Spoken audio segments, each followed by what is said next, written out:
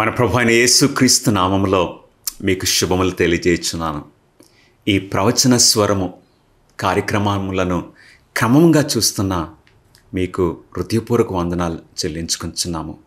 ఈ పరిచర్య కొరకు మీ ప్రార్థనలు బట్టి దేవునికి స్తుతులు చెల్లించుకుంటున్నాము.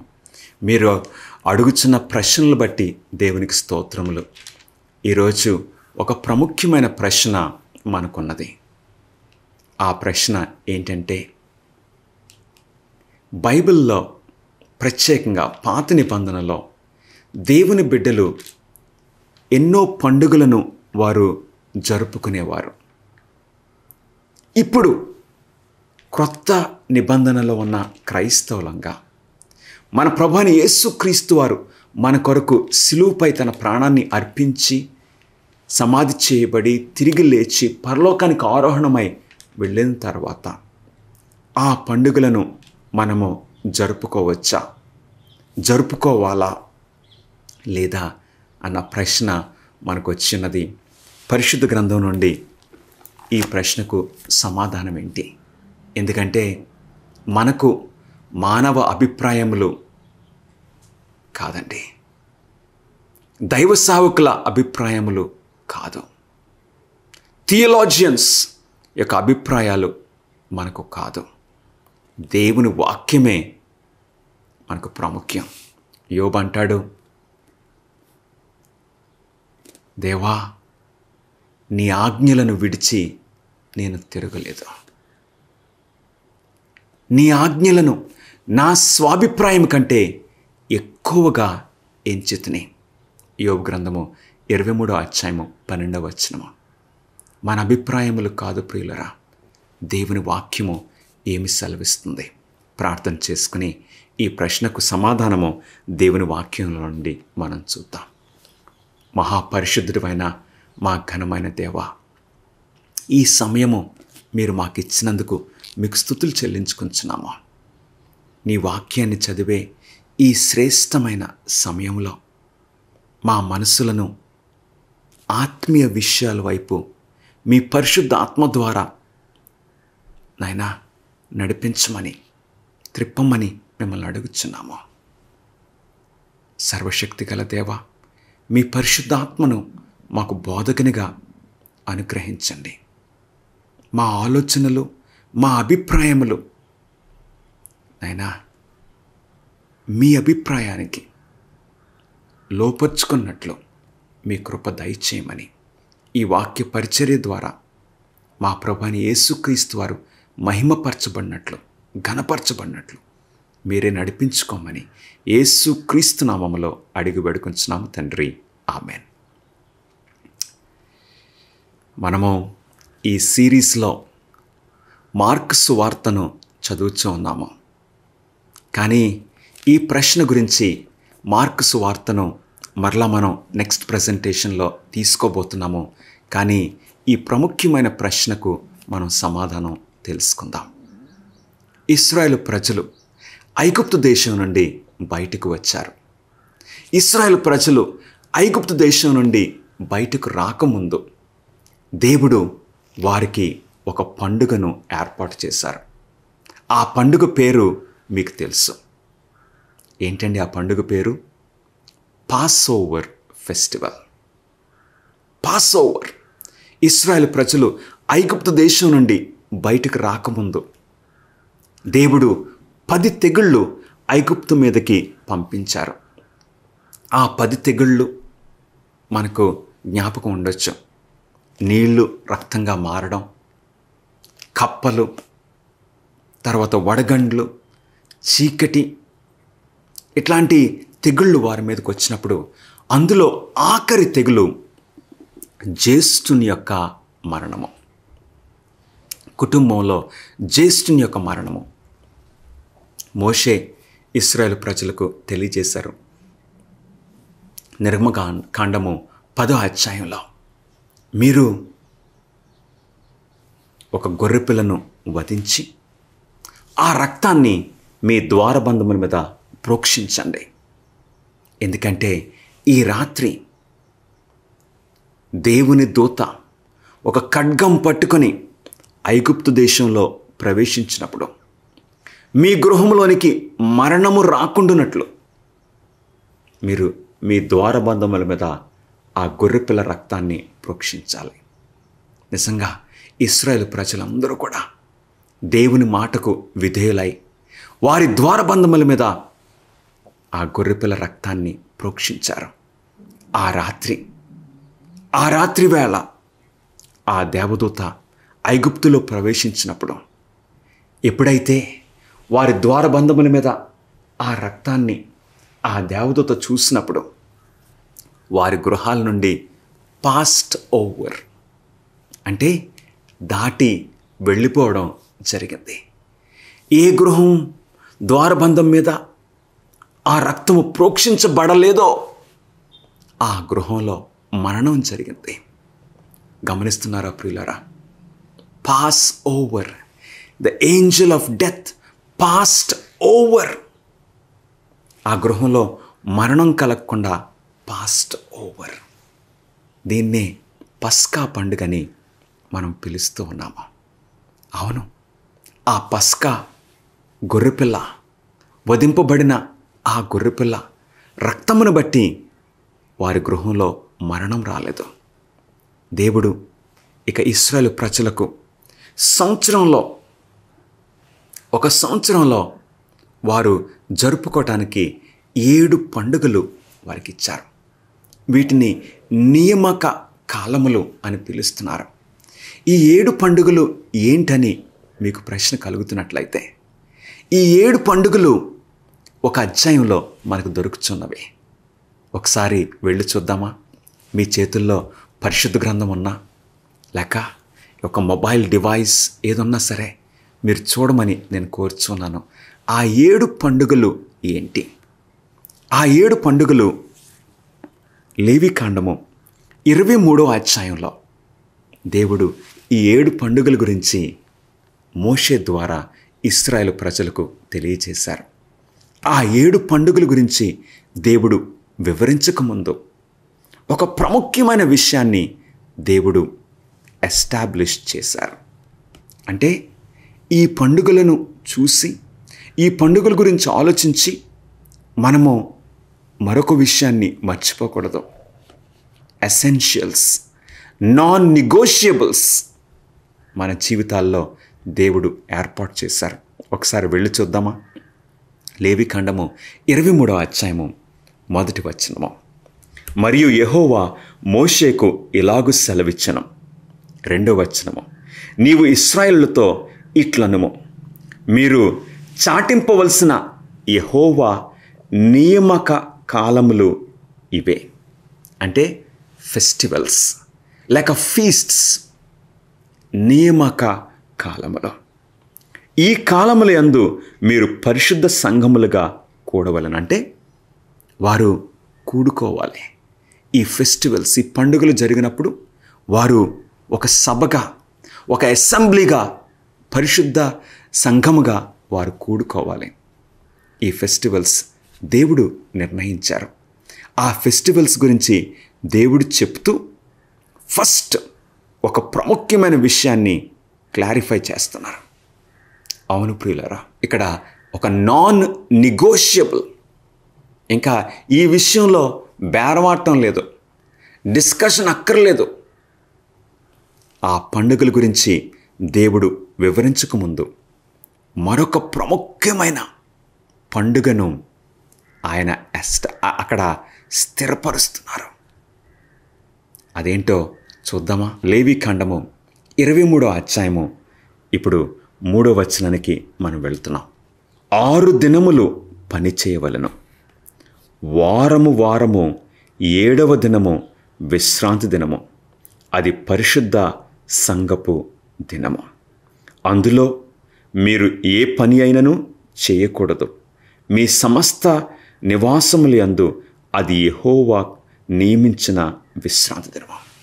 ఫస్ట్ ఈ పండుగల గురించి దేవుడు చెప్పకముందు మరొక ప్రాముఖ్యమైన ఒక పరిశుద్ధ దినం గురించి దేవుడు వారికి ఎస్టాబ్లిష్ చేస్తున్నారు, వారికి స్థిరపరుస్తున్నారు. మీరు కన్ఫ్యూజ్ అవ్వక్కర్లేదు. ఆ పండుగలను చూసి ఇది నెగ్లెక్ట్ చేయటం కాదు. మీరు జాగ్రత్త అని దేవుడు ఆ పండుగల గురించి వివరించకముందు ఒక ప్రాముఖ్యమైన విషయాన్ని దేవుడు వారి ఎదుట స్థిరపరుస్తున్నారు. అదేంటండి? ఈ పండుగలైతే సంవత్సరానికి ఒక్కసారి ఈ పండుగలు వస్తాయి.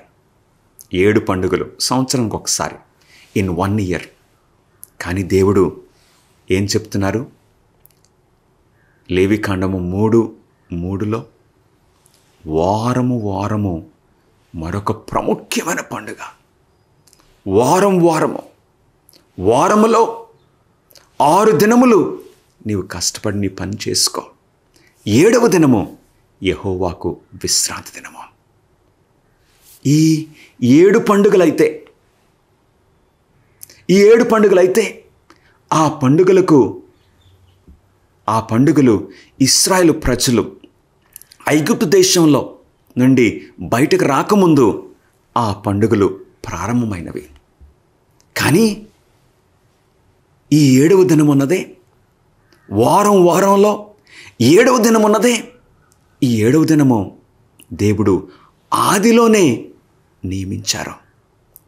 ఆయన సృష్టించినప్పుడు, ఈ భూమి ఆకాశములను సృష్టించినప్పుడు ఆ 7వ దినమును దేవుడు స్థిరపరిచారు, ఏర్పరిచారు. చూద్దామా ప్రియులరా?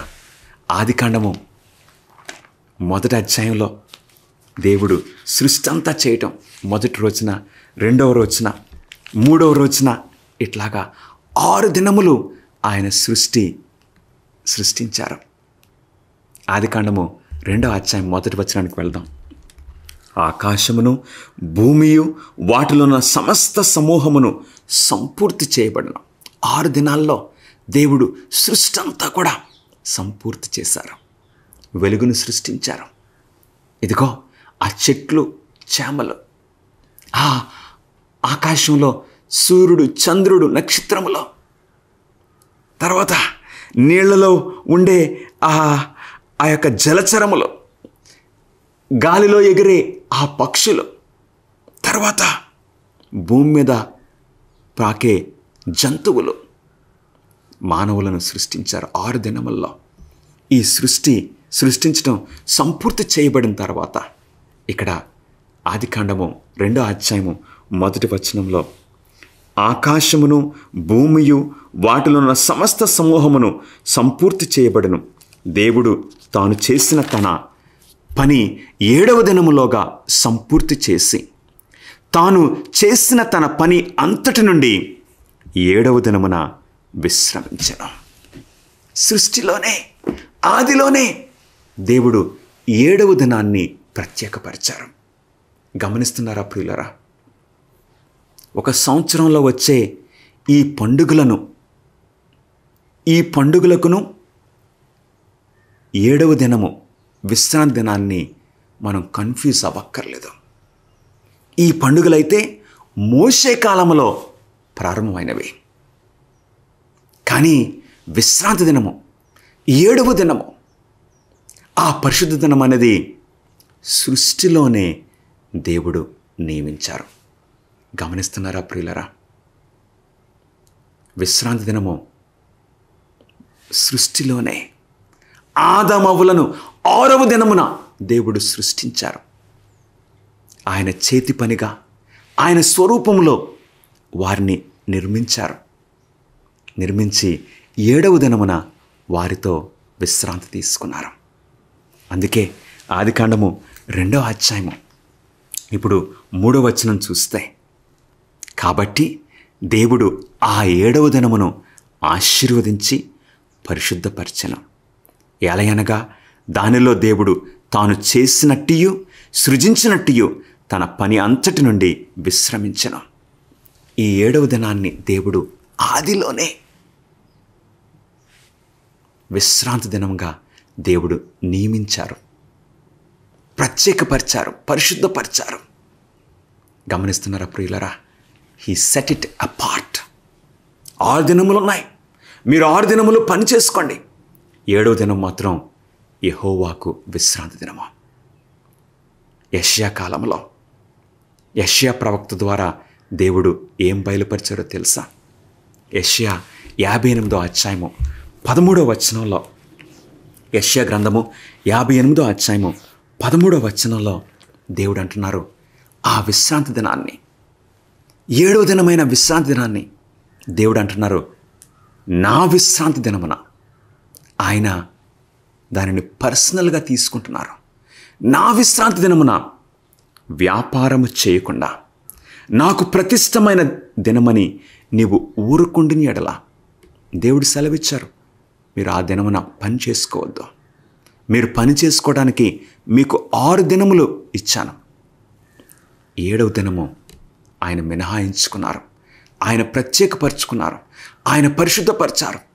అది నా విశ్రాంతి దినమని ఆయన సెలవిస్తున్నారు. ప్రియ సహోదరుడా, సహోదరి, విశ్రాంతి దినాన్ని నీవు పాటిస్తున్నావా? ఎందుకంటే దేవుడు మారే దేవుడు కాదు, మార్పు లేని దేవుడు. ఆయన మాటల్లో మార్పు ఉండదు, ఆయన ఆజ్ఞల్లో మార్పు ఉండదు. ఒకసారి ఆయన ఒకటి స్థిరపరిస్తే అది ఇక శాశ్వతము ఉంటుంది. మనకులాగా మాటలు మార్చే దేవుడు కాదు ఆయన. ఆయన అబద్ధమాడుటకు నరుడు కాదు. యెషయా 58వ అధ్యాయము 13వ వచనంలో, నా విశ్రాంతి దినమున వ్యాపారం చేయకుండా, నీ పనులు కాదు, నీ పనులు చేసుకోవడానికి 6 దినములు నీకు ఇచ్చాను అని దేవుడు మాట్లాడుతున్నారు మనతోటి. నాకు ప్రతిష్టమైన దినమని నీవు ఊరుకుండిని ఎడల, విశ్రాంతి దినము మనోహరమైనదియు యెహోవాకు ప్రతిష్ఠ దినమనియు ఘనమైనదనియు అనుకుని దానిని ఘనముగా ఆచరించిన ఎడల, నీకిష్టమైన పనులు చేయకయు వ్యాపారము చేయకయు లోకవార్తలు చెప్పుకొనకయు ఉండిని ఎడల, ఇది యెహోవాకు పరిశుద్ధ దినమని, ఆయన కొరకు మనం ప్రత్యేకపరిచామని మనము ఊరుకుండిని ఎడల, 14వ వచనంలో ఆ బ్లెస్సింగ్, అన్లిమిటెడ్ బ్లెస్సింగ్ నీవు ఈరోజు పొందొచ్చు. ప్రియ సహోదరుడా, సహోదరి, నీవు యెహోవా యందు ఆనందించదవు. హల్లెలూయా. దేశం యొక్క ఉన్నత స్థలముల మీద నేను నిన్ను ఎక్కించదను, నీ తండ్రి అయిన యాకోబు స్వాస్థ్యము నీ అనుభవంలో ఉంచుదను. యెహోవా సెలవిచ్చిన వాక్కు ఇదే. మన ప్రభువైన యేసుక్రీస్తు వారు కూడా ఆయన ఈ భూమి మీద జన్మించినప్పుడు ఆయన ఏం చేసేవారో తెలుసా? ఒక పేద కుటుంబంలో జన్మించారు. యోసేపు ఒక వడ్రంగి పని చేసుకునేవాడు. ఆ వడ్రంగి శాలలో ప్రతిరోజు ప్రభువైన యేసుక్రీస్తు వారు పనిచేసేవారు. మొదటి రోజు ఆదివారం నుండి శుక్రవారం వరకు, 7వ దినాన్ని శనివారము మనము ఆ వడ్రంగి ఆ షాప్కి వెళ్తే, ఆ కార్పెంటర్ షాప్కి వెళ్తే అది క్లోజ్ చేసి ఉంటుంది. ఆ కిటికీలో నుండి చూస్తే అందులో ఉన్న ఆ పనిముట్లన్నీ కూడా నీట్గా సర్ది ఉన్నాయి. ఏరి యేసయ్య ఎక్కడున్నారు అని మనం చూస్తే ఎక్కడుంటారో తెలుసండి? లూకాసు వార్త 4వ అధ్యాయం 16వ వచనంలో మన ప్రభు అయిన యేసుక్రీస్తు వారు ఎక్కడుంటారు? లూకాసు వార్త 4వ అధ్యాయము 16వ వచనంలో, తరువాత ఆయన తాను పెరిగిన నజరేతునకు వచ్చెను, తన వాడుక చొప్పున, ఆయన అలవాటు ఏంటి? తన వాడుక చొప్పున విశ్రాంతి దినమందు సమాజ మందిరంలోనికి వెళ్ళి చదువుటకై నిల్చుచుండగా. వావ్! ప్రతి విశ్రాంతి దినాన్ని మన ప్రభువైన యేసుక్రీస్తు వారు తన పని చేసుకోవటం కాదు, సమాజ మందిరంలో దేవుణ్ణి ఆరాధించడానికి ఆయన వెళ్తారు. ప్రియ సహోదరుడా, సహోదరి, నీ జీవితం ఎలా నడుస్తుంది? నీ జీవితంలో శాంతి కొదువైందా? నెమ్మది కొదువైందా? విశ్రాంతి దినాన్ని పాటించు. 7వ దినమైన విశ్రాంతి దినాన్ని నీవు పాటించినట్లయితే నీవు అన్లిమిటెడ్ జాయ్, దేవుని యందు నీకు నెమ్మది, విశ్రాంతి, ఆనందము నీవు పొందొచ్చు. ప్రియ సహోదరుడా, సహోదరి, అందుకే ఆ పండుగల గురించి దేవుడు చెప్పకముందు ఫస్ట్ ఈ విషయాన్ని క్లారిటీ ఇస్తున్నారు. లేవికాండము 23వ అధ్యాయంలో వారం వారం వచ్చే ఆ విశ్రాంతి దినానికి మార్పు ఉండదు. ఈ పండుగలు సంవత్సరానికి ఒక్కొక్కసారి ఒక్కొక్క పండుగ వస్తుందంతే. ఆ పండుగలేంటో క్విక్గా మనం చూద్దామా? లేవికాండము 23వ అధ్యాయము 4వ వచనంలోకి మనం వెళ్దాం. ఇవి యెహోవా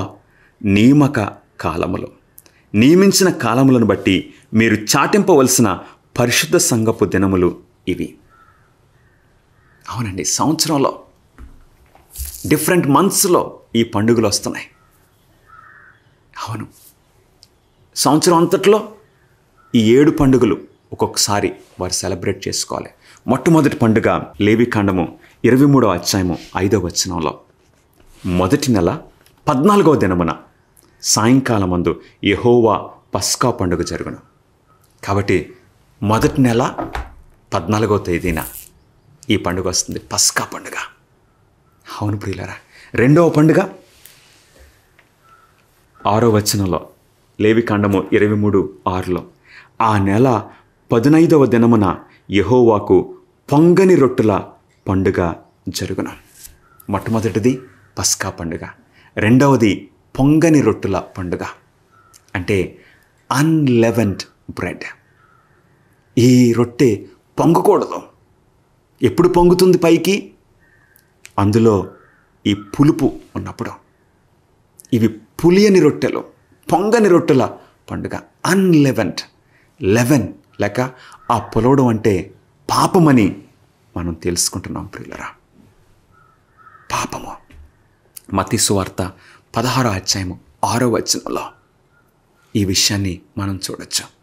పొంగని రొట్టెలో పాపము లేని పరిస్థితి గురించి ఇక్కడ మాట్లాడుతున్నారు. మూడవ పండుగ లేవికాండము 23వ అధ్యాయము 10వ వచనంలో, నేను మీకు ఇచ్చుచున్న దేశమునకు మీరు వచ్చి దాని పంటను కోయినప్పుడు మీ మొదటి పంటలో ఒక పనను యాజకుని యొద్దకు తేవలను. ఆ పంట వచ్చినప్పుడు, మీరు పంటలు నాటినప్పుడు ఆ పంట దేవుని ఆశీర్వాదం ద్వారా చక్కగా పండుతుందే, ఆ పంట కోయక ముందు ఒక పన మీరు కోసుకొని రావాలి. ఇదే ప్రథమ ఫలముల పండుగ. ఈ పండుగ ఎప్పుడు వస్తుంది? మొదటి నెల 16వ తేదీన. గమనిస్తున్నారా? కన్ఫ్యూజ్ అవ్వక్కర్లేదు. మొట్టమొదటి పండుగ పస్కా పండుగ, మొదటి నెల 14వ తేదీన. రెండవ పండుగ పొంగని రొట్టెల పండుగ, మొదటి నెల 15వ తేదీ. ఇవన్నీ బ్యాక్ టు బ్యాక్ వస్తున్నాయి. తర్వాత మూడవ పండుగ మొదటి నెల 16వ తేదీ, అంటే నెక్స్ట్ డే. వారు ఏం చేయాలి? మొదటి నెల 16వ తేదీన వారు చేనులోనికి వెళ్ళి ఒక పన కోసుకొని రావాలి. అది వరి అయినా లేక అది గోధుమలైనా ఒక పన కోసుకొచ్చి అప్పుడు యాజకుని దగ్గరికి తీసుకుని రావాలి ఆ ప్రథమ ఫలముల పండుగ రోజున. అప్పుడు ఆ యాజకుడు ఆ పనను దేవుని సన్నిధిలో అల్లాడిస్తాడు. ఆ తర్వాత ఇంక వారు పంటలు కోసుకోవచ్చు. గమనిస్తున్నారా ప్రియులరా? నాలుగవ పండుగ లేవికాండము 23వ అధ్యాయము 15వ వచనంలో 4వ పండుగను మనం చూడొచ్చు. మీరు విశ్రాంతి దినమునకు మరునాడు మొదలుకొని, అనగా అల్లాడించు పనను మీరు తెచ్చిన దినమును మొదలుకొని 7 వారములు లెక్కింపవలను. మీరు ఆ పనను తెచ్చారే, ప్రథమ ఫలములు అయిన తర్వాత 7 వారములు మీరు లెక్కించండి. వారానికి 7 రోజులు అంటే 49 రోజులు తర్వాత ఈ పండుగ వస్తుంది. ఈ పండుగను పెంతుకోస్తు పండుగ అని పిలుస్తున్నారు. ఇది 4వ పండుగ. అంటే ప్రథమ ఫలముల పండుగ అయిన తర్వాత 50 రోజులకి ఈ పెంతుకోస్తు పండుగ వస్తుంది. పెంట అంటే పెంతికోస్ట్ అంటే 50 రోజులు.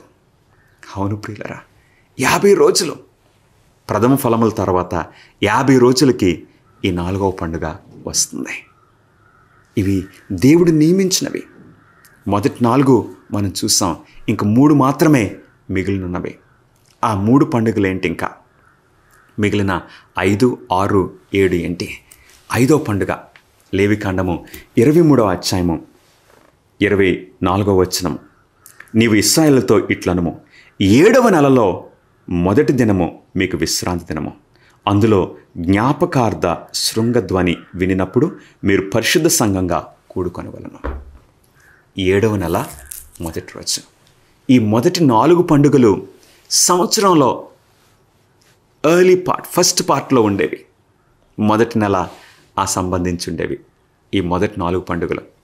తర్వాత వచ్చే ఈ 3 పండుగలు కూడా ఏంటండి, సంవత్సరంలో 7వ నెలలో వచ్చాయి. 7వ నెలల మొదటి రోజున వారు ఏం చేయాలి? పరిశుద్ధ సంఘంగా కూడుకోవాలి. అక్కడ జ్ఞాపకార్థ శృంగధ్వని వినబడను. అంటే ఆ 7వ నెల మొదటి రోజున యాజకులు బూరలు ఊదేవారు. దీన్ని ఫెస్టివల్ ఆఫ్ ట్రంపెట్స్ అని పిలుస్తున్నారు. బూరలు ఊదేవారు. ఎందుకు ఆ బూరలు ఊదటము? ఎందుకంటే ఈ పండుగ ఇదొక హెచ్చరిక లాంటిది.